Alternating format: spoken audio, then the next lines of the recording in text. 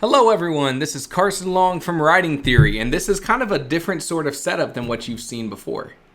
So I'm doing kind of a different video. This is my live stream setup. If you've joined us on a live stream, you know how much fun that is. If you haven't yet done that, you should definitely do so. I announce when I'm going to be doing them in the Discord. I have users vote on the time that works best for them, and I stream at the time where most people can join and just hang out. So if you're interested in that, check the Discord link below. And while you're down there, maybe you should also check out what we're talking about today. Starlight Farm's Kennel for Talking Dog, my debut book that's coming out. You can find a link below if you want to support the Discord, if you want to support this channel, if you want to support me. I would be eternally grateful. And the best way to do that is by picking up this book and leaving a review if you liked it. Leave a review no matter what. I hope you like it though. So let's talk about what we're doing today. Today, we are going to be going through, and I'm going to show you my workflow as I edit the actual manuscript from this book. And this is ideally to show you sort of what line edits and copy edits can look like. So let me tell you a little bit about the different kinds of editing. You can check out this video. I'm not quite sure where I'm going to put it. You can check out the video where I talk about an in-depth video on editing this book, but I want to show you what the actual nitty-gritty looks like. So let's talk about the different kinds of editing real fast. So there's two kinds of editing that we're really looking at.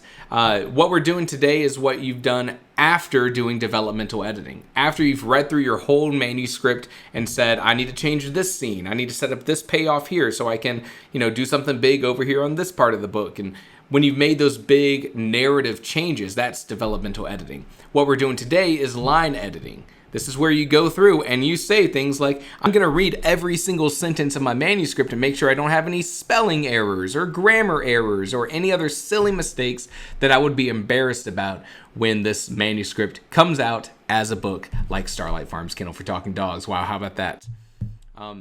So I'm going to show you exactly how I did it. I have gone through, I've edited every single part of this book with ProWritingAid, and I want to show you how easy it can be, the benefits to doing it, exactly what this workflow looks like.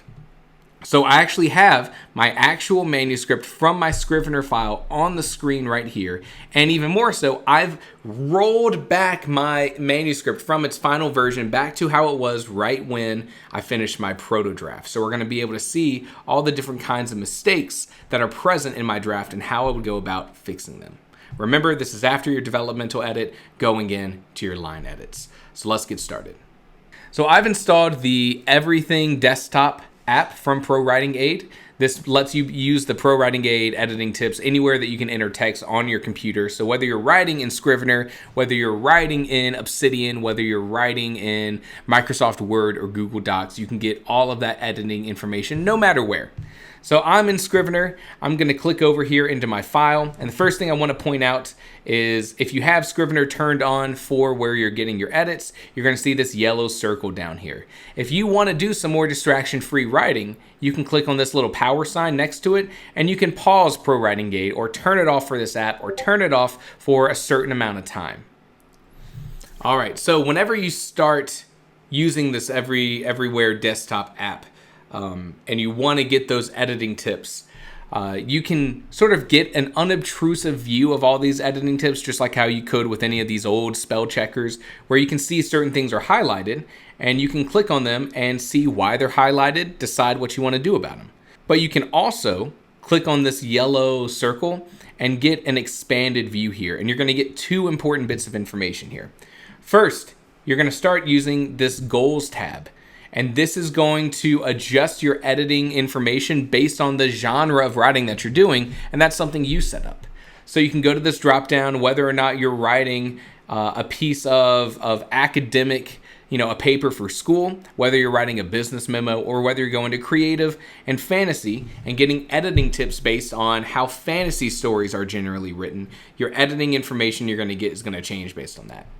The Goals tab here has these sort of certain areas that you want to hit on. Of course, things like grammar and spelling, we want to limit as many spelling mistakes as we can. Of course, duh, right? But there's other things here. Things like sentence length, things like readability and sentence variety. That's going to be different in a fantasy story than a nonfiction story or a school paper.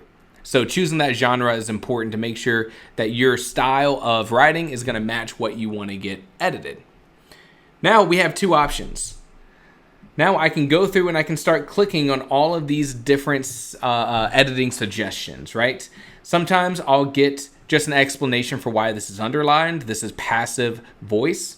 Maybe I want to change that to make my writing more impactful and punchy.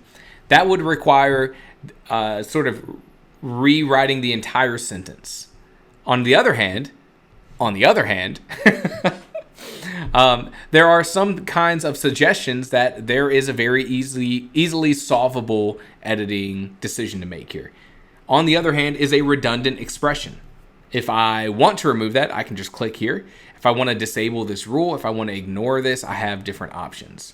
So for example, maybe I think this is not something I want in my writing. I can click on here, and now that part of my writing has now been removed. Now I could go through and I could click on all of these different suggestions, or I could use this improvements tab, which is what I find to be much faster. You should be reading through your whole manuscript. That's how you're going to get these, understanding of how if a sentence is flowing right or not. But if you just want to get to the things that need to be improved, you can use this improvements tab, and it's going to give you sort of a shortcut to selecting all these editing suggestions for what's currently visible on your screen, which is nice because if you're working in a 5,000 word document, you don't want to see immediately, here's 65 different suggestions that you need to deal with. Let's just look at what's on our screen. So now we have the option. I can get the same sort of results if I click on something. Here, Rachel started to say something. Maybe I should just change that to said. Maybe I want to disable this rule entirely, and any other suggestions that are breaking the same rules are now no longer going to be marked as something to improve, or I could ignore this individual instance. And this is what the majority of my editing looks like. It's going through here and it's saying, okay, yeah, I totally see that this could be better. I'm going to change this to said. In this case, Rachel said something, probably not the best example here. Let me scroll down. And you're going to see that we get different suggestions, different things highlighted. Let me say this. I think every writer should edit their first manuscript, at least, before you go about getting a new editor. And the big thing is it makes you really familiar with the kind of mistakes you make in your prose over and over again. I start a lot of sentences with but, comma, or I use the word that a lot, or I really rely on the phrase a couple things, a couple seconds, a couple birds, dogs. I don't know what I'm saying. And in this case, ProWritingAid's like, hey, you should change that to a couple of, or you should remove the word that.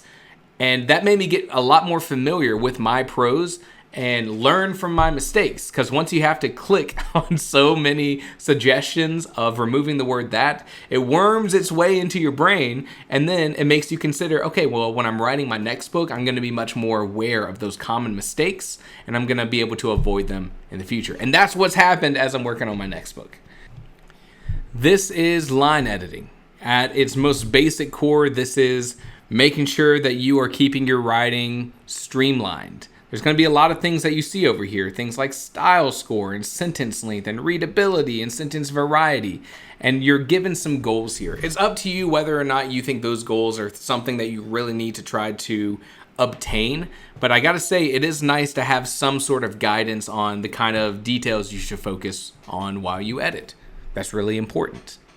The majority of line edits follows this kind of workflow. It's just going through each and every instance of what you might need to improve on your screen until you feel like it's following all the kind of rules that you need to have.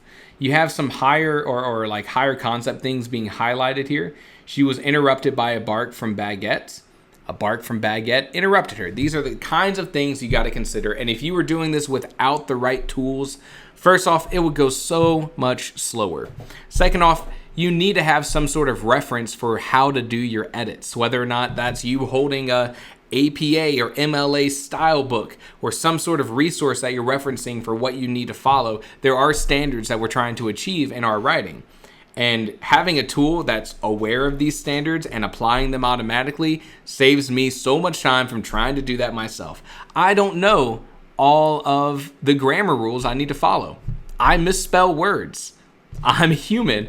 I'm assuming you are too.